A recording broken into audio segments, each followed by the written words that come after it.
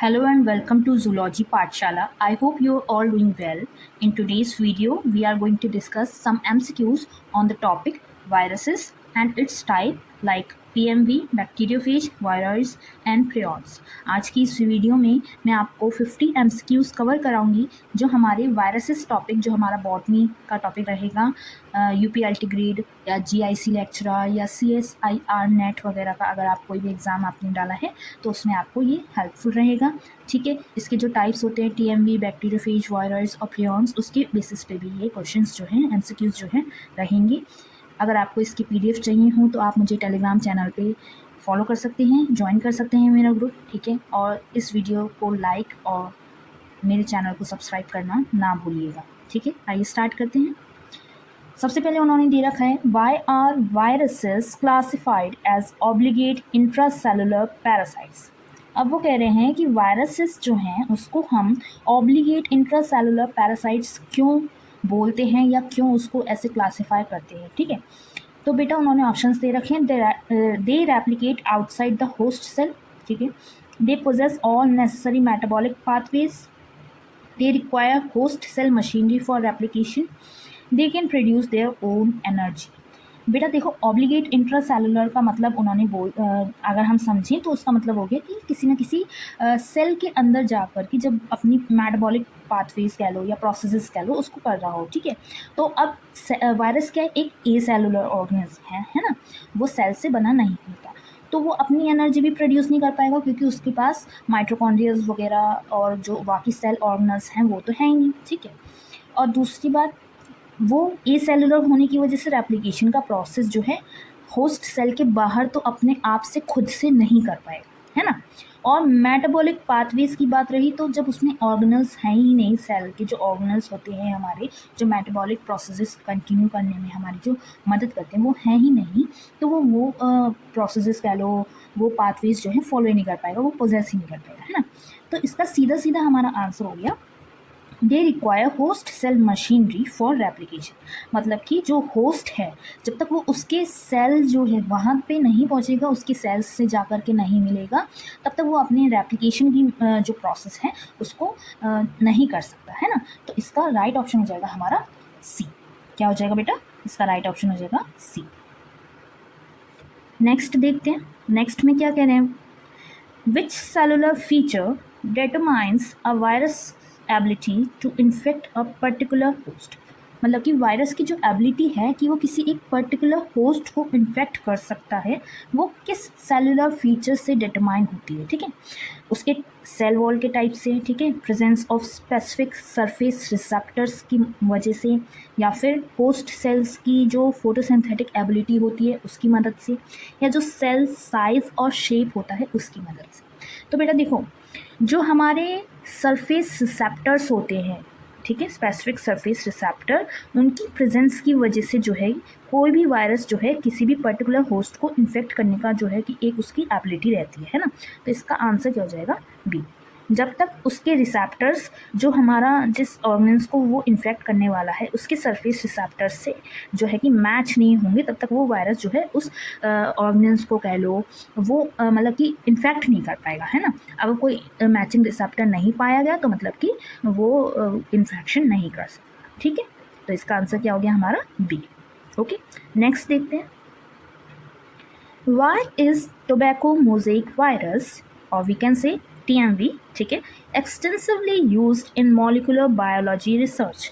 अब ये जो TMV वायरस जो था हमारा प्लांट में जो डिसीजेस कॉज कर रहा था, अगर आपको ये नहीं पता है तो आप मेरी प्रीवियस वीडियो देख सकते हैं, मैंने वायरसेस के ऊपर नोट्स जो हैं अपलोड कर रखे हैं, मैं उसका लिंक भी आपको आई बटन पे दे दूँगी, आप वहाँ से जाके देख लीजिए, नहीं तो डिस्क्रिप्शन में भी मैं आपको वो लिंक प्रोवाइड करा दूँगी, तो आपको ये MCQs कवर करने में और ईजिली आपको मतलब सॉल्व करने में मदद हो जाएगी। ठीक है, अब वो कह रहे हैं कि TMV जो है वो मॉलिकुलर बायोलॉजी रिसर्च में ज़्यादातर क्यों मतलब कि इतनी ज़्यादा मात्रा में जो है यूज़ किया जाता है। ठीक है, अब उन्होंने दे रखा है it infects human immune cells, it allows study of RNA replication and intracellular movement, it can survive without host cells, it produces protein that prevent plant growth.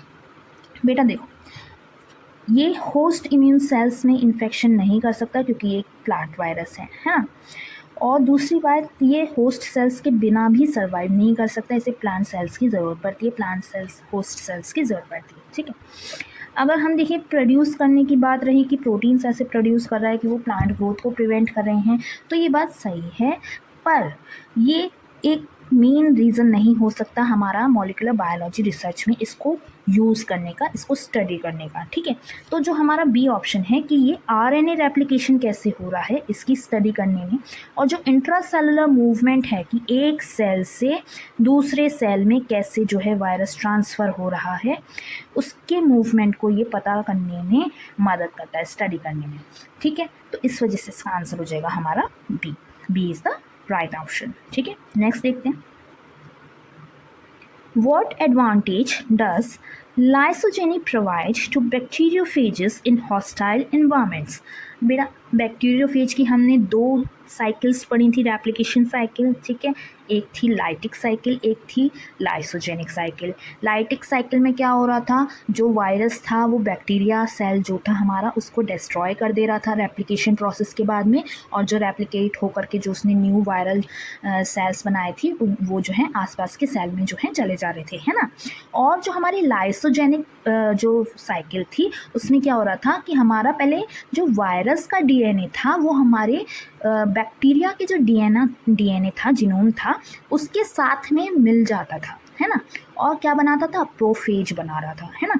तो वो हाइड एंड वेट वाली जो सिचुएशन थी, है ना, मैंने पिछली videos में बताया ना आपको, तो वो वाला केस इसमें रह रहा था कि ये छुप करके अपना नंबर बढ़ा रहा है, अपना जेनेटिक मटेरियल रेप्लिकेशन प्रोसेस कर रहा है बैक्टीरियल सेल्स के अंदर, और जब बैक्टीरिया का सेल डिवाइड हो रहा है तो ये उसी टाइम पे जो है डिवीजन के साथ ही नए जो डॉटर सेल्स बन रहे हैं, नए डॉटर बैक्टीरियल सेल्स जो बन रहे हैं उनमें भी पहुंच जा रहा है ना, ये उस सेल को डिस्ट्रॉय नहीं कर रहा था। तो इस टाइप की हमारी लाइसोजेनिक जो है साइकिल चल रही थी, है ना। अब उसके इन्होंने बोल रखा है कि अब क्या एडवांटेज हुआ हमारा जो बैक्टीरियोफेजेस हैं उनका हॉस्टाइल इन्वायरमेंट्स जब होते हैं उसमें, तो इसका बेटा आंसर जो होगा बी वाला होगा। जैसे मैंने अभी आपको बताया कि जो वायरस का जीनोम था वो होस्ट जीनोम के साथ में इंटीग्रेट हो रहा था और कोई भी इम्यून रिस्पॉन्सेस जो है क्रिएट नहीं कर रहा था, जिससे कि जो बैक्टीरियल सेल्स है उसके साथ में वो आसानी से रेप्लिकेशन वगैरह हो जाए, है ना। अब क्या था, ये हाइड एंड वेट वाली मूवमेंट में रह रहा था, सिचुएशन में रह रहा था, और जैसे ही कोई ऐसा इन्वायरमेंट आ रहा था जिसको ये रेसिस्ट नहीं कर सकता, तब ये जो है कि उसको बैक्टीरियल सेल को डिस्ट्रॉय कर रहा था। तो लाइसोजेनी में क्या है, बैक्टीरियल सेल हमारा बहुत टाइम तक बचा रह रहा था, है ना, तो वो इसी वजह से बचा रह रहा था कि वो होस्ट जीनोम के साथ में ही अपने जीनोम को जो है अटैच कर ले रहा था। तो इसका आंसर क्या हो गया हमारा B, right option B. Okay, next देखते हैं। How does bacteriophage therapy help combat antibiotic resistance? अब वो कह रहे हैं जो बैक्टीरियोफेज थेरेपी है वो कैसे हमें एंटीबायोटिक रेसिस्टेंट को हराने में कह लो या लड़ने में उससे हमें मदद करती है। ठीक है, अब उन्होंने ऑप्शंस दे रखे हैं, by modifying host DNA to resist viruses, to specifically targeting and destroying bacterial cells, by increasing nutrient absorption in host tissues, by stimulating host immune cells to attack bacteria। भाई बैक्टीरियोफेज क्या है, एक bacterial cell है जिसमें already हमारा जो है virus का जो जेनेटिक मटेरियल है वो अटैच हो चुका है ना। तो अब वो मॉडिफाई कर दे होस्ट डीएनए को, बैक्टीरियल सेल के डीएनए को, कि वो वायरसेस ही रेसिस्ट करने लग जाए, ऐसा तो नहीं हो रहा है ना। और जो हमारा न्यूट्रिएंट एब्जॉर्प्शन है होस्ट टिश्यू में उसको भी इंक्रीज़ नहीं कर रहा है ये। ठीक है, अब जो हमारा होस्ट सेल के इम्यून सेल्स हैं, ठीक है, उसको जो अदर बैक्टीरियाज हैं उनको अटैक करने के लिए भी स्टिमुलेट नहीं करता। तो ये हमारा राइट ऑप्शन क्या हो जाएगा, बी हो जाएगा, कि ये क्या कर रहा है, ये जो हमारे बैक्टीरियल सेल्स हैं जिनको टारगेट करके हमें डिस्ट्रॉय करना है उसमें ये जो है मदद कर रहा है। ठीक है, बैक्टीरियोफेज जो है जो ऐसे बैक्टीरियल सेल्स हैं जो हार्मफुल हो सकते हैं, ठीक है, उनको टारगेट करने में और डिस्ट्रॉय करने में हमारी मदद करता है। तो राइट ऑप्शन इज बी। ठीक है, नेक्स्ट देखते हैं। नेक्स्ट वो बोल रहे हैं what limits virus infection to certain plants. क्या लिमिट्स रहती हैं हमारे वायरल इन्फेक्शन की, जो कुछ प्लांट्स में हमें देखने के लिए मिलती हैं, ठीक है। उसमें क्या है, requirement of animal vector for transmission है, या फिर specific interaction between RNA and host cellular factors होना चाहिए, या their ability to produce their own enzyme, virus की जो एबिलिटी होती है खुद के एंजाइम प्रोड्यूस करने की, ऐसा कुछ वजह है, या फिर their dependence on high sunlight exposure, या फिर जो उनका डिपेंडेंस है कि वो हाई सनलाइट एक्सपोजर में भी सर्वाइव कर जाते हैं, कुछ इस टाइप का, ठीक है। तो बेटा देखो, जो हमारे इंट्रैक्शन हो रहा है, हमारे जो आरएनए है या होस्ट जो है हमारा यहाँ पे प्लांट्स जो हैं उसके सेलुलर फैक्टर्स में, वो यहाँ पे हमारा जो है काम करता है, लिमिट करता है यहाँ पे, ठीक है। तो इसका राइट ऑप्शन हो जाएगा हमारा बी। देखो क्या होता है, वायरस जो है स्मॉल आरएनए मॉलिक्यूल्स होते हैं, ठीक है। अब वो होस्ट के जो एंजाइम्स होते हैं और जो उनकी सेलुलर मशीनरी होती है ना बेटा, उस पर रेप्लिकेशन के लिए जो है पूरे के पूरे डिपेंडेंट होते हैं। तो जो कंपैटिबल प्लांट्स होंगे ना, जो इस वायरस को मतलब कि जो उनकी एंजाइम्स हैं और सेलुलर मशीनरी है उसको प्रोवाइड करा पाएंगे रेप्लिकेशन प्रोसेस के लिए, सिर्फ वही प्लांट्स जो हैं कि इससे अफेक्ट होंगे, और जो बाकी सारे प्लांट्स हैं वो इससे अफेक्ट नहीं होंगे। तो इसका जो इंट्रैक्शन हो रहा है हमारा आरएनए का जो हमारे वायरस के पास है, और जो होस्ट के सेलुलर फैक्टर्स हैं, जो उसकी सेलुलर मशीनरी हो गई, एंजाइम्स हो गए, उस पर डिपेंड करता है कि कौन सा प्लांट जो है कि वायरस इन्फेक्शन होगा, इसमें नहीं होगा, ठीक है। राइट ऑप्शन क्या है हमारा, बी वाला। ओके, नेक्स्ट देखते हैं। How do plasmodesmata facilitate the movement of TMV within the plant tissues? अब वो कह रहे हैं जो प्लाज्मोडेस्मेटा थी वो कैसे हमारा जो मूवमेंट हो रहा है TMV, टोबैको मोज़ेक वायरस का, जो प्लांट के टिश्यूज़ हैं, ठीक है, सेल्स से सेल्स में गए और एक टिश्यू होता है वो, और फिर उस टिश्यू से वो दूसरे टिश्यू में पहुंच गए, तो उसका मूवमेंट जो रहा है वो प्लाज्मोडेस्मेटा के ज़रिए कैसे हो पाता है, ठीक है। उन्होंने ऑप्शंस दे रखे हैं, by transporting viral particles through intracellular channel, by releasing toxins that attract viruses, by producing energy rich compounds, या फिर by preventing viral replication in cells, ठीक है। तो बेटा जो हमारे वायरल पार्टिकल्स होते हैं, ठीक है, उसको जब ये इंट्रासेलुलर चैनल्स के ज़रिए जो है ट्रांसपोर्ट करता है, तो वो हमारा जो है कि सेल जो है मतलब TMV जो है वो दूसरे टिश्यूज़ में जो है कि पहुंच जाता है, ठीक है। प्लाज्मोडेस्मेटा यही टाइनी चैनल्स होते हैं, इंट्रासेलुलर चैनल्स होते हैं, ठीक है, जो हमारे प्लांट सेल्स को कनेक्ट करके रखते हैं, और TMV जो है इसी के ज़रिए जो है एक सेल से दूसरे सेल में जो है कि जाता रहता है, ठीक है। Right option is A. Okay, next देखते हैं। Why are prions particularly resistant to sterilization procedures? अब जो प्रायॉन्स हैं, ठीक है, वो जो स्टेरिलाइजेशन प्रोसीजर्स होते हैं कि उनको किल करने वाले, जो बैक्टीरियाज को किल करने वाले या स्टेरिलाइज करने वाले जो प्रोसीजर्स होते हैं, उनको कैसे रेसिस्ट कर पाते हैं, क्या ऐसी फैसिलिटी है, एबिलिटी है उनके अंदर कि वो उससे बच जाते हैं, ठीक है। उन्होंने ऑप्शंस दिए हैं, they lack nucleic acids and have stable protein conformations, they produce faster than viruses, they use host immune proteins for replication, या फिर they form lipid layers that protect them. तो बेटा देखो, जो उनके अगर प्रेयॉन्स की मैं बात करूँ तो बेसिकली वो हमारा जो है प्रोटीन होते हैं, मिसफोल्डेड प्रोटीन्स होते हैं, है ना।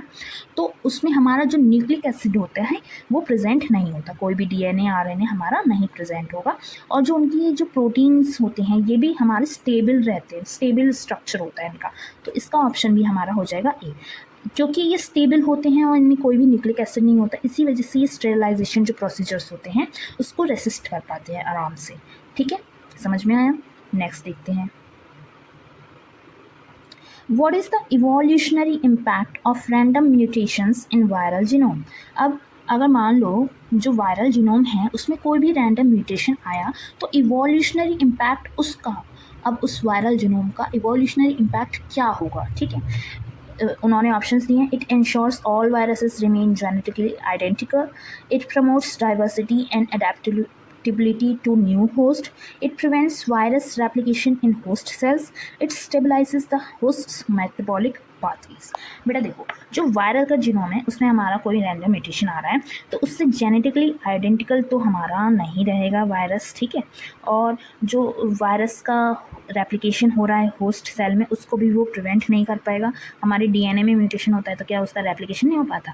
क्या उससे हमारी जो म्यूटेशन वाली डिसीजेज होती हैं वो कॉज नहीं होती है ना। तो वायरस का भी रेप्लिकेशन जो है नहीं रुकेगा, ठीक है। और होस्ट की जो मेटाबॉलिक पाथवे है उसको भी स्टेबलाइज ये नहीं करेगा रैंडम म्यूटेशन की वजह से, ठीक है।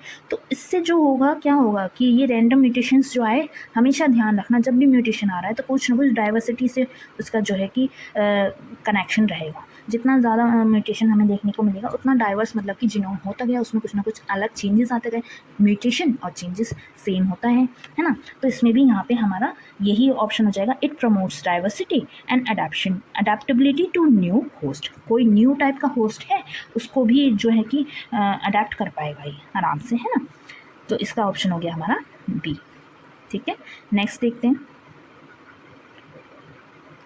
why are RNA viruses prone to high mutation rates compared to DNA viruses? अब वो कह रहे हैं कि RNA viruses जो होते हैं, मतलब कि जिन वायरसेस का न्यूक्लिक एसिड जो है वो RNA है, वो ज़्यादा म्यूटेशन रेट्स उनमें क्यों देखा जा रहा है, क्यों देखा जाता है अगर हम कंपेयर करें डीएनए वायरसेस से। तो जो वायरसेस के पास में डीएनए होता है न्यूक्लिक एसिड के रूप में, उनसे अगर हम कंपेयर करें तो, ठीक है। उन्होंने ऑप्शंस दिए हैं, they possess proof reading mechanism, they replicate without error correction leading to frequent mutation, they are double stranded and stable, they rely on host DNA synthesis enzymes। बेटा देखो, जो हमारा आरएनए डिपेंडेंट होता है, ठीक है, वायरस, वो हमारे आरएनए पॉलीमरेज की वजह से जो है कि प्रूफ रीडिंग नहीं कर पाता, ठीक है, क्योंकि उसमें लैक हो जाती है, प्रूफ रीडिंग नहीं हो पाती सही से। इसलिए जो आरएनए वायरसेस होते हैं ना, वो म्यूटेशन उसमें जल्दी हो जाता है और उसकी वजह से हमें उसमें इवोल्यूशन कह लो, हमें बहुत जल्दी से देखने को नहीं मिलता है म्यूटेशन की वजह से, है ना। चेंजेस जो हैं, डाइवर्सिटी जो है हमें ज़्यादा मात्रा में देखने को नहीं मिलती है, ठीक है। अब वो क्योंकि रेप्लिकेट हो रहे हैं, कोई भी जल्दी जल्दी रेप्लिकेशन हो रहा है, बिना प्रूफ रीडिंग के रेप्लिकेशन हो रहा है और उसमें कोई भी एरर आ रहा है तो वो भी करेक्ट नहीं किया जा रहा, तो उससे क्या है, म्यूटेशन ज़्यादा आ रहा है। अब डीएनए क्या है, डबल स्ट्रैंडेड है सबसे पहली बात, तो उसमें जो म्यूटेशन के चांसेस हैं वो कम हो जाएंगे क्योंकि उसमें प्रूफ रीडिंग होती है, तभी वो डीएनए जो है रेप्लिकेट होता है ना। तो इसका आंसर हमारा हो जाएगा B, they replicate without error correction. Error correction मतलब कि प्रूफ रीडिंग हो गया, है ना, लीडिंग टू फ्रीक्वेंट म्यूटेशंस। तो ये ऑप्शन हो गया हमारा राइट, बी वाला, ठीक है। नेक्स्ट देखते हैं, why do viruses lack the ability to carry out metabolic processes independently?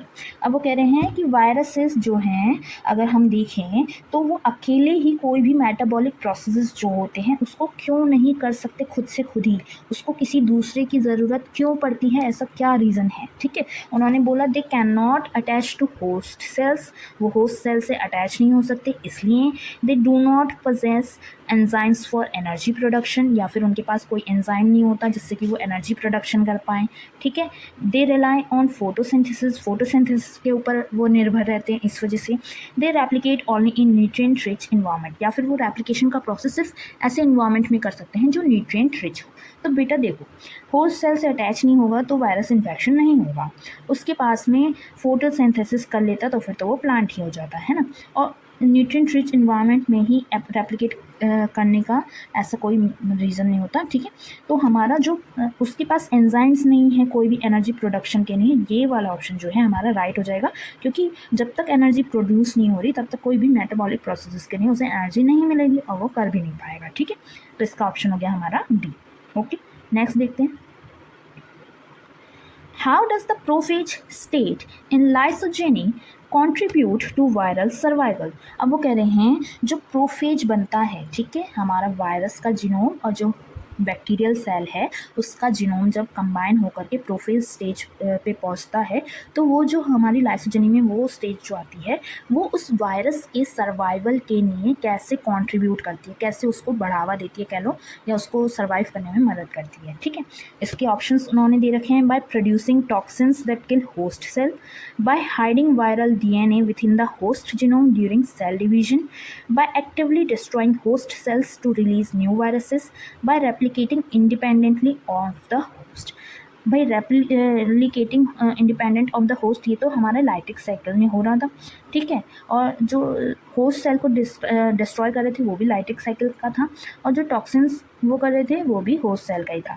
तो बी वाला ऑप्शन इसका सही हो जाएगा। हाइड एंड वेट वाली जो मैंने आपको बताई थी कि ये वायरल जो होता है वायरल डीएनए, ये होस्ट जीनोम के साथ में इंटीग्रेट होकर प्रोफेज बना लेता है, और जब सेल डिवीजन होता है तभी ये जो है उसके जो जेनेटिक मटेरियल है हमारा बैक्टीरियल सेल के साथ में, उसके साथ में रेप्लिकेशन का प्रोसेस भी कर लेता है, और जो नए डॉटर सेल्स बनते हैं सेल डिवीजन के बाद में उनमें भी पहुंच जाता है, उनके जेनेटिक मटेरियल में भी पहुंच जाता है, ठीक है। तो इसका राइट ऑप्शन हो गया हमारा बी, ठीक है। नेक्स्ट देखते हैं आगे। What role do host RNA polymerase play in viroid replication?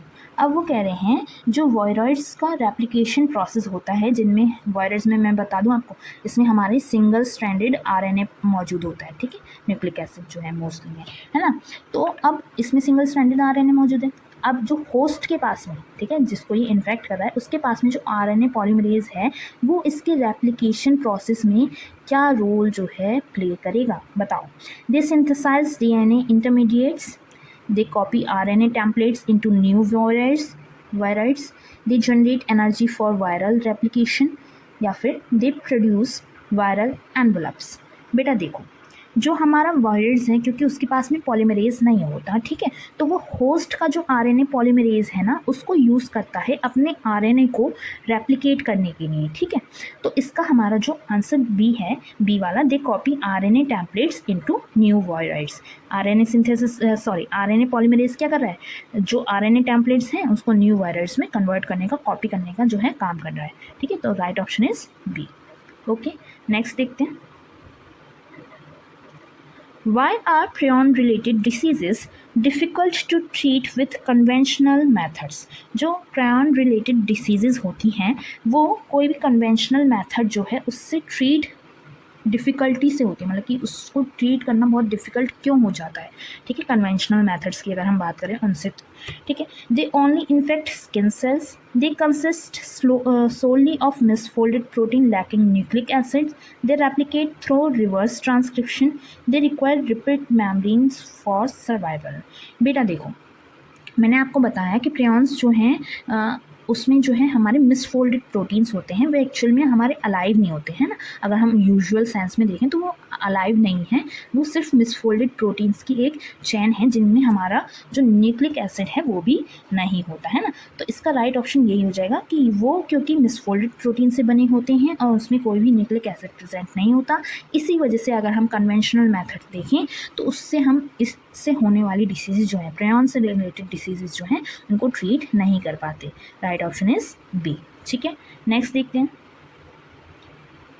How can mutations in viral receptor binding proteins affect infection dynamics? अब वो कह रहे हैं कि जो वायरल रिसेप्टर बाइंडिंग प्रोटीन्स हैं उसमें जो म्यूटेशन हो रहा है, ठीक है, वो हमारे जो इन्फेक्शन डायनामिक्स हैं, कि मतलब कि ये वायरस जो है इसे होस्ट को इन्फेक्ट करेगा, ये वो ऐसे ऐसे आगे जो है हमारी गाड़ी चलेगी। अब उस गाड़ी को इसने कैसे इफेक्ट कर दिया, जो म्यूटेशन हुआ उसको, मतलब उसका क्या उस पर प्रभाव हो गया उस गाड़ी पे, वो चल पा रही है आगे सही से या नहीं चल पा रही है ना। तो उन्होंने ऑप्शन दिए हैं, by increasing host immune detection, by altering host susceptibility and enabling cross species infection, by reducing replication speed, या फिर by stabilizing viral genetic material। देखो बेटा, मुझे पता है कि सारे ऑप्शंस जो हैं बी आते जा रहे हैं, सारे राइट ऑप्शंस बी ही आ रहे हैं, पर इसका भी राइट ऑप्शन जो होगा हमारा वो बी ही होगा, कि जो हमारे होस्ट की जो स्पेसिफिसिटी है या फिर जो उसकी क्रॉस स्पीशीज़ का इन्फेक्शन है, ठीक है, उसको ये ऑल्टर करने में जो है कि काम कर देता है। म्यूटेशन जो आ जाता है उसमें कोई ना कोई इफेक्ट हो जाता है इसकी वजह से। यही मतलब एक तरह से इसका रीज़न हो गया जो इन्फेक्शन डायनामिक्स में उसका जो इफेक्ट हो रहा है, ठीक है। इसमें क्या है, जो हमारी स्पाइक है या जो हमारा रिसेप्टर बाइंडिंग प्रोटीन्स हैं उसमें चेंज होने की वजह से जो वायरस जो हैं हमारी जो न्यू स्पीशीज़ है ना उनको इन्फेक्ट कर पाते हैं, ठीक है। और जो हमारा एक तरह से मान लो पैंडमिक का सीन जो है क्रिएट कर देते हैं, क्रॉस स्पीशीज़ इन्फेक्शन जो है बहुत तेज़ी से जो है होने लगता है। तो इसका राइट ऑप्शन क्या हो गया, बी, ठीक है। नेक्स्ट देखते हैं। What is the ecological significance of bacteriophage activity in microbial communities? वो कह रहे हैं कि जो हमारा माइक्रोबियल कम्युनिटी है, ठीक है। उसमें अगर हम देखें तो जो हमारा बैक्टीरियोफेज एक्टिविटी होती है उसका इकोलॉजिकल सिग्निफिकेंस क्या होगा, ठीक है। It produces photosynthetic pigments, it regulates bacterial population through lysis, it assist in animal tissue repair, it enhances soil mineral content. देखो, बैक्टीरियोफेज जो होता है वो ऐसा वायरस होता है जो हमारी बैक्टीरियल सेल्स को किल करने में मदद करता है, ठीक है। तो जो माइक्रोबियल कम्युनिटी है उसमें ये ऐसे ही तो हेल्प कर रहा है। तो इसका इकोनॉमिक इम्पोर्टेंस क्या है कि वो बैक्टीरियल पॉपुलेशन को कंट्रोल करने में जो है, रेगुलेट करने में मदद कर रहा है। कैसे? लाइसिस की मदद से। आपको लाइटिक साइकिल पता है ना कि वो होस्ट सेल जो है, बैक्टीरियल सेल जो है, उसको डिस्ट्रॉय कर देता है अपने रेप्लिकेशन के प्रोसेस के बाद में। तो ये इसका राइट ऑप्शन हो जाएगा बी, ठीक है। क्या हो जाएगा? बी। नेक्स्ट देखते हैं, which factor accelerate viroid transmissions between plants. ऐसा कौन सा फैक्टर है जिससे जो हमारा वायरॉइड ट्रांसमिशन हो रहा है प्लांट्स के बीच में वो ज़्यादा तेज़ी से एक्सेलरेट हो जाए, ठीक है, तेज़ी से होने लगे।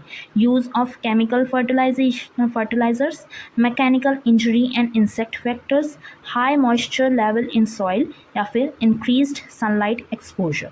बेटा देखो, जो हमारी वायरॉइड्स होते हैं ना वो प्लांट टिश्यूज़ को जब डैमेज कर देते हैं तब वो स्प्रेड होने लगते हैं, ठीक है। या फिर मान लो किसी प्लांट को कीड़े मकोड़ों ने खाया, ठीक है, तो उसके ज़रिए जो है हमारे वायरस जो हैं दूसरे प्लांट्स में, कह लो आजू बाजू वाले प्लांट्स में जो है फैलते हैं, जिससे जो उनका आरएनए होता है वो वहाँ पे जो कीड़े मकोड़ों ने खाया, छेद वेद हो गए, या कोई मान लो उनमें इंजरी हुई थी उन प्लांट्स में, तो वो उन छेद से जो है कि वहाँ एंटर करते हैं, उन वाउंड से जो है कि वायरस जो है उन प्लांट सेल्स में एंटर करते हैं, ठीक है। तो मैकेनिकल इंजरी या फिर इंसेक्ट वेक्टर्स जो है इसका राइट ऑप्शन हो गया कि वो वायरस ट्रांसमिशन करने में प्लांट्स के बीच में जो है रिस्पॉन्सिबल होता है, एक्सलेट करता है, ठीक है। B right option. सबके बी ही आंसर निकल रहे हैं, पता नहीं क्या हो गया है, देखते हैं, चलिए आगे, ठीक है। नेक्स्ट है हमारा, how does the capsid structure contributes to a virus's infectivity. अब वो कह रहे हैं कि जो वायरस है, ठीक है, जब वो किसी चीज़ को इन्फेक्ट करता है तो जो उसका कैप्सिड स्ट्रक्चर है वो कैसे उसको कंट्रीब्यूट करता है, कैसे उसको बढ़ावा दे रहा है, ठीक है। उन्होंने ऑप्शन दिए हैं, by synthesizing enzymes for replication, by shielding nucleic acids from environmental hazards, by producing energy rich compound, by photosynthesizing nutrients for the virus. बेटा देखो, जो कैप्सिड होता है ना, ठीक है, वो हमारा जो न्यूक्लिक एसिड है, मान लो ये, ठीक है, इसके बाहर की जो लेयर होगी इसे हम कैप्सिड बोलते हैं, ठीक है। तो ये क्या काम कर रही है, ये हमारे जीनोम को बचा के रखने का, जो हमारा न्यूक्लिक एसिड है उसको बचा के रखने का काम कर रही है, कोई भी इन्वायरमेंटल हैजर्ड है उससे शील्ड करने का काम कर रही है, ठीक है। तो इसका राइट ऑप्शन क्या हो जाएगा हमारा? बी, ठीक है। इसका भी लो बी ही आंसर आ गया। अब तो आपने, मुझे लग रहा है, गैस करना भी स्टार्ट कर दिया होगा कि सबके आंसर्स बी ही हैं, है ना। तो आगे देखते हैं, चलिए 19th वाला क्या है हमारा, why are RNA viruses a priority in vaccine research despite their mutability. मतलब कि जो वायरसेस होते हैं जिनमें RNA हमारा जो है न्यूक्लिक एसिड होता है, वो हमारा जो वैक्सीन रिसर्च है उसमें एक बहुत बड़ी मात्रा में, मान लो प्रायोरिटी के रूप में जो है कि क्यों रिसर्च करा जा रहा है, उसकी वैक्सीन रिसर्च में जो है क्यों यूज़ करा जा रहा है, जबकि उसमें तो हमारा जो म्यूटेशन की एक, मान लो म्यूटेशंस जो हैं हमें देखने के नहीं मिलते हैं बहुत ज़्यादा मात्रा में, तब भी वो क्यों हमारा जो है एक प्रायोरिटी के रूप में लिया जा रहा है, ठीक है। ऑप्शंस उन्होंने दिए हैं, their slow replication allows for easy targeting, their infection leads to rapid immune response development, their high mutation rates demand proactive vaccine design, their structural stability enhances treatment efficiency. बेटा देखो, अब इसमें हमारा बी ऑप्शन सही नहीं है, तो शुक्र मना लो कि बी ऑप्शन नहीं आया दोबारा से। इसमें क्या है कि जो हमारा रैपिड म्यूटेशंस होते हैं ना बेटा, वो हमारी इम्यूनिटी को इवेट करते हैं, ठीक है। तो साइंटिस्ट को जो है कि एक डायनामिक वैक्सीन स्ट्रेटजी चाहिए होती है, जिससे कि हमारा मान लो इन्फ्लुएंजा है जो हमारे RNA वायरसेस है उसकी वजह से हो रहा है, उसके लिए तो जो उनका हाई म्यूटेशन रेट है वो हमारा एक प्रोएक्टिव वैक्सीन डिज़ाइन की जो है डिमांड करता है, ज़रूरत रहती है उसके, जो हाई म्यूटेशन रेट्स हैं उसकी वजह से। मान लो देखो, हर बार हमारा जो इन्फ्लुएंजा हो रहा है, मतलब कि किसी को खांसी जुकाम हो रहा है, ठीक है, नॉर्मल लैंग्वेज में मैं बोलूँ तो कोल्ड कफ हो रहा है, वो किसी अलग टाइप का हमारा जो है उसका वायरस का जीनोम होगा, उसमें कुछ ना कुछ चेंजेस ज़रूर होंगे। तो अब उस हर बार को कुछ ना कुछ चेंजेस की वजह से क्या है, हम उसे एक ही दवाई से, एक ही वैक्सीन से जो है ट्रीट नहीं कर पाएंगे। तो कुछ ना कुछ हमें नया उसमें डिमांड जो है रहेगी उसकी म्यूटेशन रेट्स हाई होने की वजह से। तो इसका राइट ऑप्शन क्या हो जाएगा हमारा सी। ओके, नेक्स्ट देखते हैं हम। What triggers induction from lysogenic to lytic cycles in bacteriophage? अब मान लो लाइसोजेनिक साइकिल चल रही थी बैक्टीरियोफेज की कि भाई मैं तो हाइड करके और अपना जो है कि रेप्लिकेशन प्रोसेस होगा जब मेरे बैक्टीरियल सेल के साथ में, तो उसके साथ में मैं नए डॉटर सेल्स में चला जाऊँगा। मुझे क्या ज़रूरत है कि मैं बैक्टीरियल सेल को डिस्ट्रॉय करूँ, फालतू में इसको किल करूँ, ठीक है। तो वो एकदम से उसको किल ना करने के मन से एकदम से क्यों आ जाता कि नहीं मैं तो अब इसे मार करके जो है कि इसे ख़राब करके डिस्ट्रॉय करके जो है मैं तो बाहर निकलूँ यहाँ से। तो ऐसा मन क्यों हो जाता है उस वायरस का, ये बताओ ऐसा क्यों हो रहा है, क्या चीज़ उसको ट्रिगर कर रही है। तो उन्होंने ऑप्शंस दिए हैं ऑप्टिमल न्यूट्रिएंट अवेलेबिलिटी, या फिर environmental stress like UV exposure और डीएनए डैमेज, या फिर complete absence of bacterial host, या फिर प्रेजेंस ऑफ एंटीबायोटिक।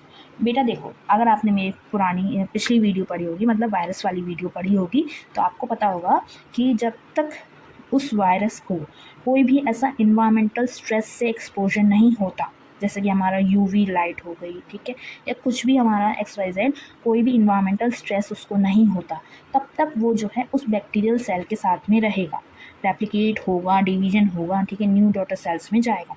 जैसे ही उसको कोई भी इन्वायरमेंटल स्ट्रेस आता है, वो क्या करता है, वो लाइटिक साइकिल में जो है कि चला जाता है और उस बैक्टीरियल सेल को डिस्ट्रॉय करके हमारा जो है कि बाहर निकल जाता है। तो राइट ऑप्शन क्या हो गया, बी, ठीक है। नेक्स्ट देखते हैं। How does viral integration into host DNA promote genetic diversity in bacterial populations? अब वो कह रहे हैं कि जैसे हमारा जो होस्ट का डीएनए है, ठीक है, उसमें जो हमारा वायरस का जो डीएनए कह लो या आरएनए कह लो, जो भी जेनेटिक मटेरियल है, वो जब इंटीग्रेट हो जाता है, प्रोफेज जो बना लेता है, तो उससे जो है हमारा जो बैक्टीरियल पॉपुलेशन है उसमें जेनेटिक डाइवर्सिटी कैसे आ जाती है, कैसे वो उसको प्रमोट कर रहा है, ठीक है। ऑप्शंस क्या है, it prevents cell division, it introduces new genes that alter bacterial traits, it blocks nutrient uptake, it enhances host immune defences.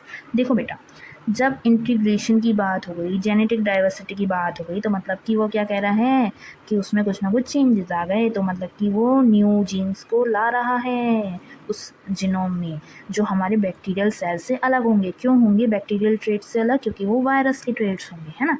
तो इसका राइट ऑप्शन क्या हो गया हमारा, बी। फिर से बी वाली कहानी चलने लग गई। देखो अब आगे चलते हैं, ठीक है। What structural feature of plasmodesmata enables TMV spread with in plant tissues? अब मान लो वो पूछ रहे हैं कि जो हमारे प्लांट टिश्यूज़ हैं उसमें जो हमारा TMV स्प्रेड हो रहा है, ठीक है, अब उसमें ऐसा कौन सा, मतलब कि प्लाज्मोडेस्माटा में ऐसा कौन सा फीचर है जो उसको स्प्रेड होने में मदद कर रहा है, बताओ, ठीक है। उन्होंने ऑप्शंस दिए हैं thick protein layers surrounding cells, narrow channels connecting adjacent cells, high lipid content in membranes, या फिर specialized immune cells embedded in plant tissues। इसका भी ऑप्शन हमारा बी वाला ही सही है। अभी मैंने बताया कि प्लाज्मोडेस्माटा क्या होता है, टाइनी सेल्स, नैरो सेल्स होते हैं, नैरो चैनल्स कह लो या टाइनी चैनल्स होते हैं जो सेल्स को आपस में कनेक्ट करते हैं, जिसकी वजह से जो है जो हमारा कोई भी वायरस है, TMV वायरस है, वो दूसरे सेल में जो है वहाँ से जो है ट्रांसफ़र हो जाता है। तो इसका ऑप्शन क्या हो गया हमारा, बी। ओके, नेक्स्ट देखते हैं। नेक्स्ट है हमारा, why is understanding viroids critical for managing agricultural diseases? अब वो कह रहे हैं कि वायरॉइड्स को समझना क्यों ज़रूरी है अगर हमें एग्रीकल्चरल डिसीजेस हैं उनको मैनेज करना है तो, ठीक है, क्यों? It helps in designing new insecticides, it assist in preventing crop loss due to metabolic interference, it reveals mechanism of viral mutation in animals, it explains how plants adapt to dry conditions। बेटा देखो, जो virus होते हैं ना, ठीक है, उसमें जो है हमारा प्लांट का मेटाबॉलिज्म डिस्टर्ब करने की कैपेबिलिटी होती है, ठीक है, जिससे वो प्लांट की ग्रोथ को जो है रोक देता है, ठीक है। तो अब इसके बारे में अगर हम समझेंगे अच्छे से, तो जो हमारा प्रिवेंटिव मेजर्स हैं उसको बचा, मतलब कि ऐसे इन्फेक्शन को, प्लांट को बचाने के लिए, क्रॉप्स को हमारे ऐसे इन्फेक्शन से बचाने के लिए वो हम कर पाएंगे सही तरीके से, है ना।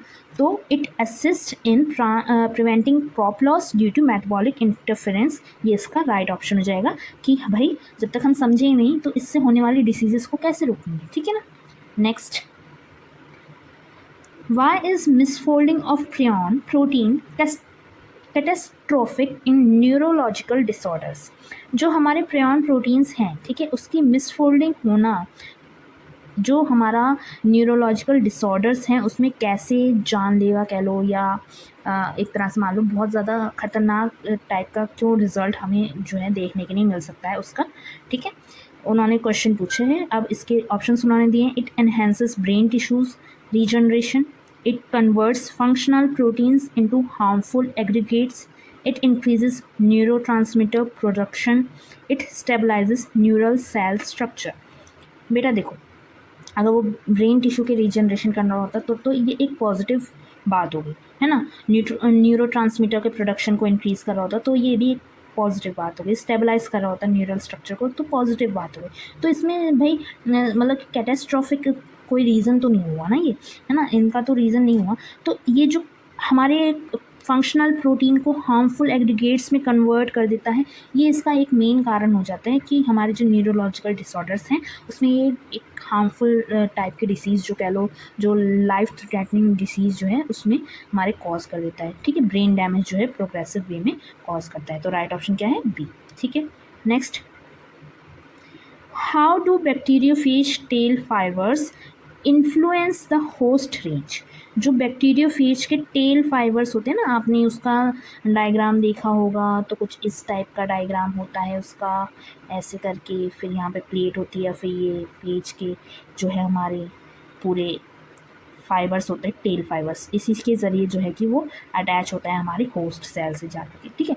तो अब ये कैसे जो है कि जो होस्ट की रेंज है उसको इन्फ्लुएंस करते हैं, कैसे, ठीक है। अब भाई देखो, सारे ऑप्शंस बी वाले आ रहे हैं, तो मैं सबसे पहले आपको यही बता दूं कि इसका भी आंसर हमारा जो है कि बी वाला ही है। मैंने देख लिया कि ये हमारे जो सेलेक्टिवली बैक्टीरियल रिसेप्टर्स होते हैं उनसे जाकर के जो है कि बाइंड हो जाते हैं और इन्फेक्शन जो है क्रिएट करते हैं। अभी मैंने बताया कि जो ये टेल फाइबर्स होते हैं ये होस्ट के जो सरफेस है उससे जाकर के बाइंड होते हैं, तो इनके टेल फाइबर्स में और जो बैक्टीरिया का जो सरफेस होता है ना, वहाँ पे जो रिसेप्टर्स होते हैं जो मैच हो जाते हैं, तो ये उसको जाकर के इन्फेक्ट कर देता है, इन्फेक्शन कर लेता है। तो राइट ऑप्शन क्या हो गया? बी, ठीक है। नेक्स्ट देखते हैं, Why are frequent mutations a challenge in controlling viral outbreaks? जो मान लो जो हमारा म्यूटेशन देखने के लिए हमें मिल रहा है, जो जेनेटिक मटेरियल है वायरसेस का, उसमें हमें जो म्यूटेशन देखने के लिए मिल रहा है उसकी वजह से एक क्या ऐसा चैलेंज हो सकता है जो हम वायरस के आउटब्रेक्स को मतलब रोकने में, मतलब जो हमारे सामने आ सकता है, ठीक है। They result in predictable strains, they allow viruses to evade immune defenses and adapt to new host, they stabilize viral replication cycle, they restrict viruses to specific environments। बेटा देखो, जो म्यूटेशन आया, ठीक है, उसकी वजह से उसकी जेनेटिक डाइवर्सिटी बढ़ गई, उसकी वजह से वो नए नए होस्ट को इन्फेक्ट कर सकता है आराम से, है ना, ठीक है, उनकी इम्यून डिफेंस सिस्टम को जो है कि इवेड कर सकता है। तो यही इसका एक मेन रीज़न हो गया कि जो हमारा वायरस का आउटब्रेक है उसको रोकने के लिए वो एक चैलेंज के रूप में, हमारे जो है चैलेंज के रूप में वो म्यूटेशंस जो हैं रहते हैं। तो इसका राइट ऑप्शन भी हमारा क्या है? बी, ठीक है। नेक्स्ट देखते हैं, how does viral DNA integration benefit survival during unfavourable condition? अब जो वायरस का डीएनए है, ठीक है, उसका इंटीग्रेशन जो होता है वो कैसे बेनिफिशियल है अगर हम देखें अनफेवरेबल कंडीशंस की बात करें तो उसमें, ठीक है।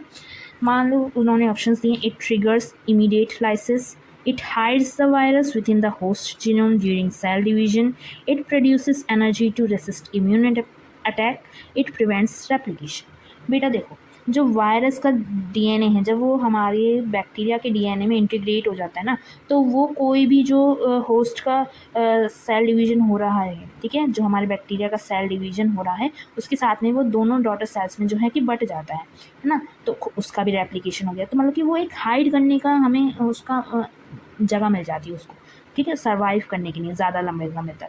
तो इसका भी राइट ऑप्शन हो जाएगा B, it hides the virus within the host genome during cell division, B. ठीक है, नेक्स्ट देखते हैं।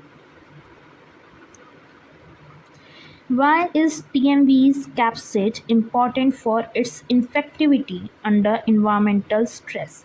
जो TMV है उसका जो कैप्सिड होता है, ठीक है, उसके जो जेनेटिक मटेरियल है, उसका जो कवरिंग हो गई, वो उसके लिए कैसे इम्पॉर्टेंट है, जो उसका इन्वायरमेंटल स्ट्रेस की कंडीशन आ रहे हैं उस टाइम पे, जो उसकी इन्फेक्टिविटी है उसके लिए, ठीक है। It provides energy through in photosynthesis, it protects viral RNA from enzymatic degradation, it stores host enzymes, या फिर it allows the virus to replicate outside the host. बेटा देखो, जो हमारा मान लो TMV है, ठीक है, उसमें जो हमारा RNA है ना, उसको जो जब वो प्रोटीन को जो होता है ना, कैप्सिड जो होता है, वो जब कवर कर लेता है, तो वो एंजाइम हो गया कोई भी, या हीट हो गया, या केमिकल डैमेज हो गया, ठीक है, उसके मतलब कि वो न्यूक्लिक एसिड जो है एक तरह से कांटेक्ट में नहीं आ पाता, उसको मतलब बचा के रखता है वो। तो उससे क्या है, हमारा जो वायरल जीनोम है वो बचा रहा, और जो एंजाइमेटिक डिग्रेडेशन है वो भी उसमें नहीं हो पाती। तो यही इसका राइट ऑप्शन हो गया, कि क्योंकि वो कोट जो है वो क्या मदद कर रहा है, उसको RNA को बचा करके रखने का मदद कर रहा है, ठीक है। तो ये बी वाला राइट ऑप्शन। नेक्स्ट, अब तो मैं भी थक गई हूँ बी ऑप्शन देख देख करके, पता नहीं कैसे ये PDF बनी है जो इसमें ज़्यादातर ऑप्शंस जो हैं बी ही आ गए हैं।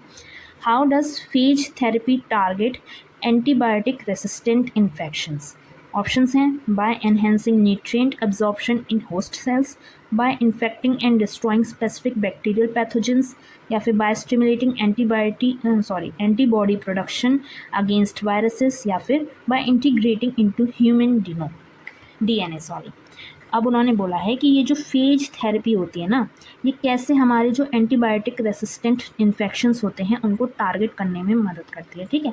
तो सीधा सीधा आंसर है, जो हमारे बैक्टीरियल पैथोजेंस हैं, जब इनको ये मारने का काम कर देगी, फेज थेरेपी की क्या है, वो बैक्टीरियल सेल्स को किल करने का काम कर रहे हैं ना उसमें, तो जो हमारे बैक्टीरियल पैथोजेंस हैं, जब उनको इन्फेक्ट करने का, उनको डिस्ट्रॉय करने का काम कर देगी, तो ये हमारे लिए हेल्पफुल हो जाएगी। तो इसका राइट ऑप्शन हो गया बी, ठीक है। नेक्स्ट देखते हैं, What happens if a bacteriophage fails to degrade the bacterial cell wall? अब वो कह रहे हैं कि क्या होगा अगर बैक्टीरियोफेज जो है वो हमारी जो बैक्टीरिया की सेल वॉल है उसको डिग्रेड करने में, मतलब कि तोड़ने में कामयाब ना हो पाए, फेल हो जाए, तो replicate faster, it will be enable to inject its DNA, it will integrate immediately into the genome, it will switch to photosynthesis based replication. बेटा देख, अगर वो उस वॉल को तोड़ ही नहीं सकता बैक्टीरिया की, तो घुस ही नहीं पाएगा पहली बात उस बैक्टीरियल सेल के अंदर, है ना, उसको इंजेक्ट ही नहीं कर पाएगा उसके DNA को।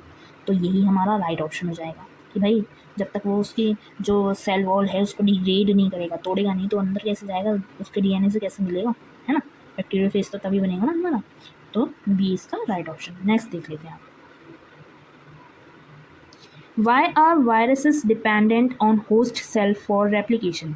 जो viruses होते हैं वो हमारे host cell पे क्यों dependent होते हैं replication के लिए? They lack enzyme for nucleic acid synthesis. They cannot attach to cell surface without photosynthesis. They need sunlight to produce energy. They have all necessary components but require nutrients from host. देखो, अब ये बहुत देर में एक ऐसा question आया है जिसका राइट ऑप्शन बी नहीं है, ठीक है। सबसे पहली बात तो ये फोटोसिंथेसिस के बिना अटैच नहीं हो सकता, ये तो गलत है, बिल्कुल पता नहीं क्या ये रीजनिंग दे रही है। ठीक है, सनलाइट से एनर्जी प्रोड्यूस करने का तो कोई ताल्लुक ही नहीं होता। जब वायरस के पास में कोई एनर्जी प्रोडक्शन के लिए ऑर्गेनल होगा तभी तो वह एनर्जी प्रोडक्शन करेगा, वो तो ए सेलुलर ऑर्गेनिज्म है ना। अब अगर बात रही कि उसके पास नेसेसरी कंपोनेंट, अभी बता दिया कि उसके पास नेसेसरी कंपोनेंट्स होते ही नहीं हैं। ठीक है, तो उसके पास क्योंकि एंजाइम्स नहीं होते न्यूक्लिक एसिड सिंथेसिस के लिए, इसी वजह से उसको जो है कि होस्ट सेल पे जो है डिपेंडेंट रहना पड़ता है अपने रेप्लिकेशन के लिए। तो इसका बहुत देर बाद राइट ऑप्शन जो है बी ना हो करके हमारा ए वाला हो जाएगा। बच्चा लोग पार्टी ठीक है, नेक्स्ट देखते हैं। ठीक है, नेक्स्ट वाला है how does viral genetic variation affect vaccine development. जो वायरल का जेनेटिक वेरिएशन होता है उससे हमारा जो वैक्सीन का डेवलपमेंट हो रहा है, ठीक है, उस वायरस को जो है डिस्ट्रॉय करने के लिए कह लो या उसको ख़त्म करने के लिए, हमारे इन्फेक्शन को हमारी बॉडी में उसके लिए जो वैक्सीन डेवलप हो रही है वो कैसे अफेक्ट हो जाती है, कैसे उसमें चेंजेस हमें जो है कि करने पड़ते हैं। Option A, it produces stable viral strains. ठीक है, it complicates vaccine effectiveness due to antigenic drift, it blocks immune cell production या फिर it prevents replication in human sales.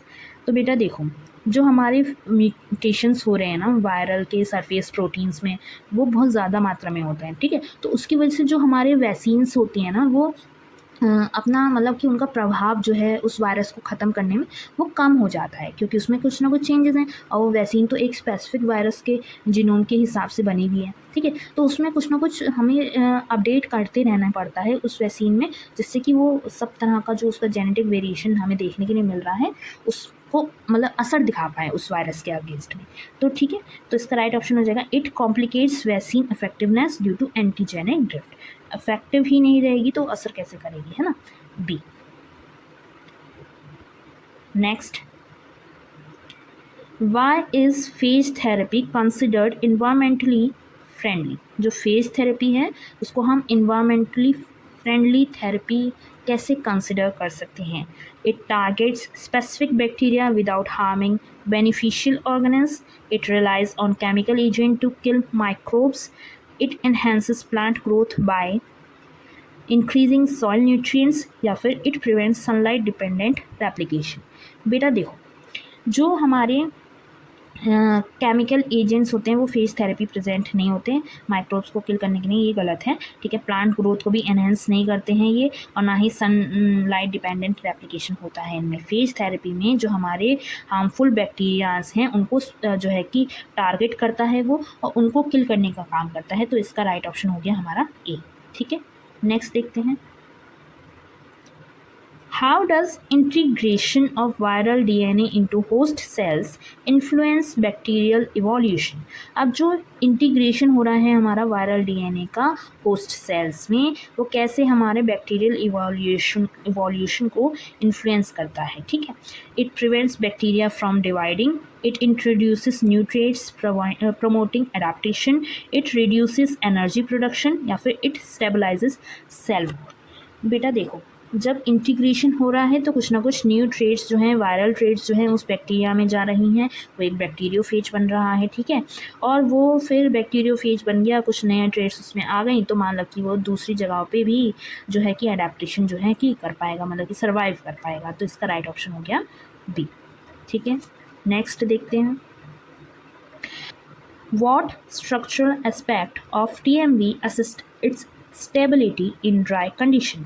अब जो TMV है उसमें ऐसा कौन सा स्ट्रक्चरल एस्पेक्ट है, मतलब कि कौन सी ऐसी स्ट्रक्चरल फीचर है जिसकी वजह से जो उसकी ड्राई कंडीशंस में भी स्टेबिलिटी है वो बनी रहती है। ठीक है, आ लिपिड एनवलप, आ रोबस्ट प्रोटीन कैप्सिड या फिर RNA repair DNA repair enzymes या फिर आ फोटोसिंथेटिक मेम्ब्रेन। बेटा देखो, जो TMV होता है ना, जब आप उसका वो पढ़ोगे स्ट्रक्चर तो आप उसमें देखोगे कि उसमें जो कैप्सिड होता है ना वो जो है कि रोबस्ट प्रोटीन्स का बना होता है। ठीक है, तो उसकी वजह से ही वो स्टेबल रहता है ना।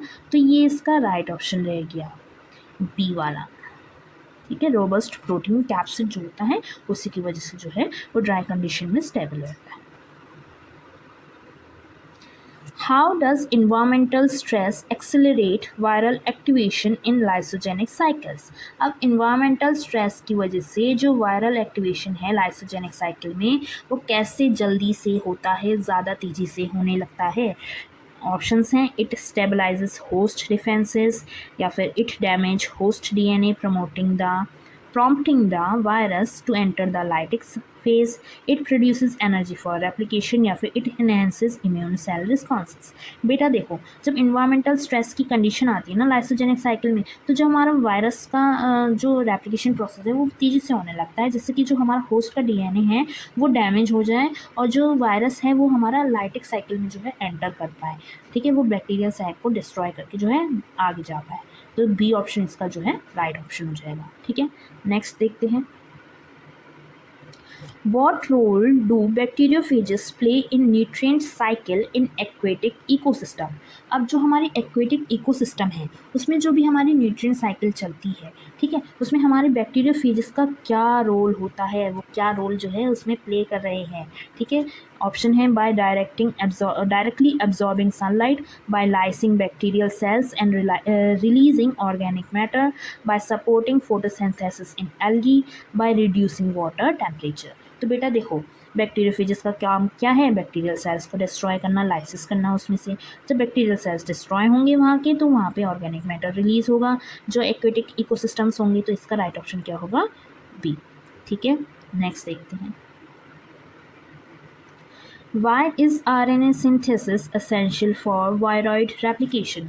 जो RNA का सिंथेसिस है वो क्यों ज़रूरी है हमारा, अगर हम वायरॉइड्स के केसेस में देखें तो उसके रेप्लिकेशन प्रोसेस में। ठीक है, it produces DNA intermediates for stability, it enables replication using host RNA polymerase, it triggers immune cell activation, या फिर it forms lipid layers that protect the RNA। बेटा देखो, जो वायरस हैं उसमें हमारे नॉन कोडिंग RNAs होते हैं ना, सिंगल स्ट्रैंडेड RNAs होते हैं। अब वो हमारे जो होस्ट के पॉलीमरेज होता है, RNA पॉलीमरेज होता है, उस पर डिपेंड करते हैं अपने रेप्लिकेशन प्रोसेस के लिए। ठीक है, तो यही इसका राइट ऑप्शन हो जाएगा बी वाला, जो हमारा it enables replication using host RNA polymerase. ठीक है, नेक्स्ट देखते हैं। Why are mutations in viral receptor proteins a concern for global health? अब ये जो म्यूटेशंस आ रहे हैं, ठीक है, जो हमारे वायरल रिसेप्टर प्रोटीन्स होते हैं उसमें, वो एक कंसर्न क्यों है, एक चिंता का विषय क्यों है, अगर हम ग्लोबल हेल्थ के नज़रिए से देखें तो। ठीक है, उन्होंने ऑप्शंस दिए हैं। They stabilize viral replication rates, they can lead to immune evasion and cross species transmission, they reduce viral infectivity, they prevent viral replication altogether। बेटा मैंने बताया था जब म्यूटेशन हो रहा है तो वो क्रॉस स्पीशीज़ में भी ट्रांसमिशन करने के कैपेबल हो जाता है, तो वो इम्यून सिस्टम को इवेड भी कर लेता है ना। तो यही इसका राइट ऑप्शन होगा, they can lead to immune evasion and cross species transmission. भाई देखो, क्रॉस स्पीशीज़ ट्रांसमिशन हो रहा है, मतलब कि ज़्यादा मात्रा में वो फैल रहा है वायरस जो है, तो एक ग्लोबल हेल्थ के बेसिस पे अगर हम देखें तो वो तो चिंता का विषय ही हो गया ना कि वो एक दूसरे में फैलेगा। ठीक है, तो ये इसका राइट ऑप्शन हो गया बी वाला। Next, how does viral integration into host genome influence gene transfer? जो वायरस का इंट्रीगेशन होता है होस्ट के जीनोम में, वो कैसे हमारा जो जीन ट्रांसफ़र होता है उसको इन्फ्लुएंस करता है। ठीक है, it blocks host DNA replication, it allows sharing of genetic material between cells, it enhances photosynthesis, या फिर it triggers immune attacks against healthy cells. बेटा देखो, इंटीग्रेशन हो रहा है, मतलब कि दोनों के जीन आपस में मिल रहे हैं, है ना। तो जो जीन ट्रांसफ़र होंगे उसमें कुछ ना कुछ तो शेयर करके जो जीन हुए होंगे वो जा रहे हैं ना दूसरे सेल्स में। तो जो शेयरिंग हो रही है हमारे जेनेटिक मटेरियल की, वो हमारे सेल्स में जो है कि शेयर हो जाती है, मतलब कि चली जाती है। तो बी वाला इसका राइट ऑप्शन हो गया। ठीक है, नेक्स्ट देखते हैं। How do prions propagate in nervous tissue despite lacking nucleic acid? अब बताओ कि जो प्रियॉन्स होते हैं वो हमारे जो नर्वस टिश्यूज़ हैं उसमें कैसे प्रोपोगेट करते हैं। प्रोपोगेट करना मतलब कि एक टिश्यू से दूसरे टिश्यू में जाना आना, वो कैसे करते हैं, जबकि उनके पास तो न्यूक्लिक एसिड भी नहीं होता, तब भी कैसे कर ले रहे हैं, ठीक है।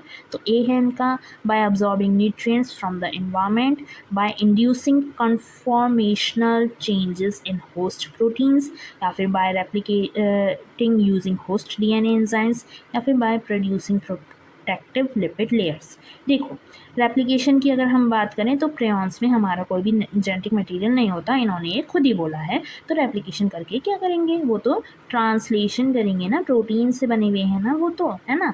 और प्रोटेक्टिव लिपिड लेयर्स भी नहीं बनाएंगे। वो क्या करते हैं, वो कन्फॉर्मेशनल चेंजेस जो हैं हमारे जो प्रोटीन होते हैं ना होस्ट सेल के, उसमें कुछ ना कुछ चेंजेस जो है करना शुरू कर देते हैं, जिससे कि वो दूसरे फिर दूसरे किसी और में ऐसे टिश्यूज़ में जो है कि प्रोपोगेट कर पाएँ। तो इसका राइट ऑप्शन हो गया बी, ठीक है। नेक्स्ट देखते हैं अब, Why is it necessary to study viral mutation patterns for epidemic preparedness? अब ऐसा ज़रूरी क्यों है कि हम जो है वायरस का जो म्यूटेशन पैटर्न चल रहा है उसको स्टडी करें हैं, पढ़ते हुए चलें कि कैसे कैसे उसमें चेंजेस आ रहे हैं डे बाय डे कह लो या डिकेड बाय डिकेड, जिससे कि जो हमारे एपिडेमिक प्रिपेयर्डनेस है वो बनी रहे, कोई भी एपिडेमिक आए तो उसके लिए हम तैयार रहें, ठीक है। It has predict stable virus strains, it enables early detection and vaccine design to counter mutation. It reveals how virus replicate without host cells. It enhances photosynthetic activity in infected cells. बेटा देखो, अगर हम उस virus की mutation को study करते हुए चलेंगे, उनके पैटर्न्स को स्टडी करते हुए चलेंगे, तो कल को जा कर के अगर मान लो कोई नया टाइप का पैटर्न हमें देखने के लिए मिलता है तो हम उसकी वैक्सीन डेवलप करने में आसानी से जो है कि हम मतलब उसमें काम कर सकेंगे, है ना, उसकी वैक्सीन डेवलप करने में। तो यही जो बी ऑप्शन है वो इसका राइट ऑप्शन हो गया कि it enables early detection and vaccine design to counter mutation, B वाला, ठीक है। नेक्स्ट देखते हैं हम, Why is the capsid a target in antiviral drug design? जो कैप्सिड होता है जिसके अंदर हमारा न्यूक्लिक एसिड जो है रहता है, वो क्यों हम टारगेट करते हैं, क्यों हम ऐसी एंटीवायरल ड्रग बनाते हैं, डिज़ाइन करते हैं एंटीवायरल ड्रग को, कोई भी वैक्सीन जो हम बना रहे हैं जिससे वो कैप्सिड जो है वो ही टारगेट हो, ठीक है। तो उन्होंने ऑप्शन दिए, it triggers immune responses, it protects the viral genome and assist in attachment, it produce energy for replication, या फिर it has synthesising nucleic acids. बेटा देखो, जो कैप्सिड का काम था, क्या काम था कि वो हमारे जो वायरल जीनोम है उसको प्रोटेक्ट करके चले, है ना। तो जब तक वो प्रोटेक्टेड रहेगा तब तक हमारे वायरल का जो इन्फेक्शन है वो ख़त्म नहीं होगा। तो जब तक वो प्रोटेक्ट करता रहेगा वो अटैचमेंट भी होता रहेगा, क्योंकि वायरल जीनोम ख़त्म ही नहीं हो रहा है। तो इसी वजह से हम एंटीवायरल ड्रग जब भी बनाते हैं तो उसमें हम कैप्सिड को ही टारगेट करते हैं। तो right option is B, okay. Next देखते हैं, how does lysogeny contribute to bacterial genetic variability? जो लाइसोजेनी है उससे कैसे हमारा जो बैक्टीरियल जेनेटिक मटेरियल है उसमें वेरिएबिलिटी हमें देखने की नहीं मिलती है, ठीक है। सीधी सीधी बात है कि जो लाइसोजेनी होती हैं उसमें जो हमारा वायरल जीन्स होते हैं ना, वो हमारे बैक्टीरिया के ट्रेट्स के साथ में मिल जाते हैं। क्यों मिल जाते हैं? क्योंकि लाइसोजेनी में हमारा जो वायरस का जीनोम होता है और बैक्टीरिया का जीनोम होता है वो आपस में जो है मिल जाता है और एक प्रोफेज बना लेता है, ठीक है। और उस प्रोफेज में हमारे वायरल जीन्स भी होते हैं और बैक्टीरियल ट्रेट्स भी होते हैं, दोनों होते हैं। तो ये जो है हमारा राइट ऑप्शन हो गया बी वाला, ठीक है। नेक्स्ट देखते हैं, What makes RNA viruses a higher risk for zoonotic transmission? अब वो कह रहे हैं कि जो RNA वायरसेस होते हैं वो कैसे एक हायर रिस्क का कारण बन सकते हैं, जो अगर हम देखें जूनोटोइक ट्रांसमिशंस हैं उसमें तो, ठीक है। उन्होंने ऑप्शंस दिए हैं, दे डबल स्ट्रैंडेड स्ट्रक्चर, सबसे पहले तो डबल स्ट्रैंडेड ही गलत है तो ये तो गलत ही हो गया। There error prone replication allows rapid evolution, error prone तो होते हैं, सिंगल स्ट्रैंडेड हैं, आरएनए पॉलीमरेज भी हमारा होस्ट का ही देखा जाता है और इसमें जो है कि म्यूटेशन ज़्यादा मात्रा में होते हैं, तो एरर प्रोन तो है और रैपिड रिवॉल्यूशन भी होता है। तो यही रीज़न इसका हो गया, ठीक है, बी वाला, कि भाई देखो जितने रैपिड इवोल्यूशन होगा उतनी ज़्यादा तेज़ी से इसमें जो है कि चेंजेस होंगे और जो आसपास की स्पीशीज़ हैं ये उनको भी क्रॉस स्पीशीज़ ट्रांसमिशन में भी वर्क करेगा, ठीक है। तो बी इसका राइट ऑप्शन हो गया। नेक्स्ट देखते हैं, Why are viroids considered a major threat to food security? जो वायरॉइड्स हैं, ठीक है, वो कैसे हमारे एक मान लो जो हम क्रॉप्स हैं, हमारी जो फूड सिक्योरिटी है उसके लिए एक मेजर थ्रेट की तरह जो है कंसिडर हो रहा है, कंसिडर करते हैं हम, ठीक है। दे इन्फेक्ट ओनली एनिमल्स, क्रॉप्स को भी इन्फेक्ट करते हैं, तो ये तो गलत है। नेक्स्ट है they disrupt plant metabolism reducing crop yield, ये बिल्कुल सही है कि भाई वो प्लांट का जो मेटाबॉलिज्म होता है उसको डिस्ट्रप्ट कर देते हैं और क्रॉप यील्ड को रोक देते हैं, उसको कम करने का काम कर देते हैं, तो बी वाला ही इसका राइट ऑप्शन होगा, ठीक है। नेक्स्ट देखते हैं,